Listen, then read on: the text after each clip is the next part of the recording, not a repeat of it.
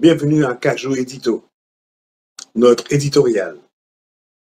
Haïti entre silence et désespoir.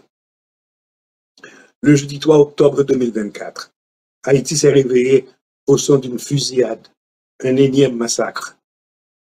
Au moins 90 personnes, parmi elles des femmes et des enfants, ont été abattues par le grand griffe à Ponsondé. Ces criminels, dirigés par Luxon Elan, déjà sanctionnés par les États-Unis et l'ONU, ont semé le chaos, laissant derrière eux des corps sans vie, des maisons incendiées, des familles brisées.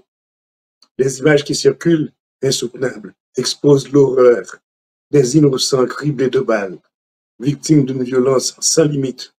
Une fois de plus, des dizaines de familles fuient leur foyer, tentant d'échapper à la fureur des gangs. Mais où trouver refuge quand l'ensemble du pays est pris en otage par des bandes armées qui semblent défier toute forme d'autorité?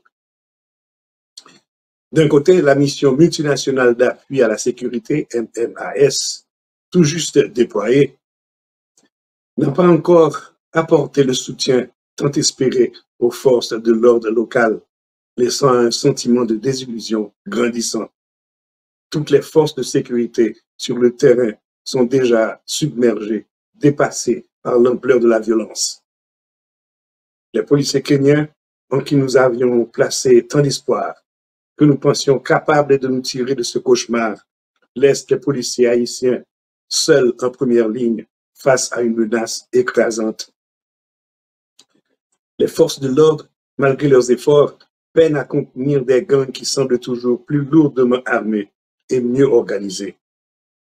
De l'autre côté, la police nationale d'Haïti, elle aussi, à bout de souffle, se révèle impuissante. Ses appels au calme, comme celui du ministre de la Justice, se perdent dans l'air, incapables d'arrêter cette spirale de terreur qui s'abat sur la population. L'espoir s'effrite peu à peu, remplacé par un sentiment d'abandon et de peur. Un massacre de trop, un enlèvement de plus. À quand la fin de ce calvaire?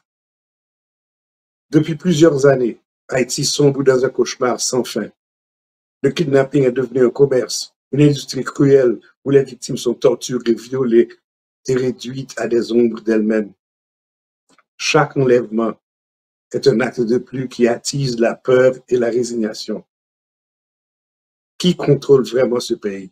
La question se pose avec une amertume profonde. Les gangs semblent plus puissantes que l'État. Leur impunité défiant toutes les lois, victime d'une tradition politique qui déshumanise, le peuple haïtien a longtemps vécu dans des conditions scandaleuses. Aujourd'hui, il est plus que jamais abandonné. Au moment où un nouveau gouvernement prend ses fonctions, la question cruciale demeure: qui sauvera Haïti?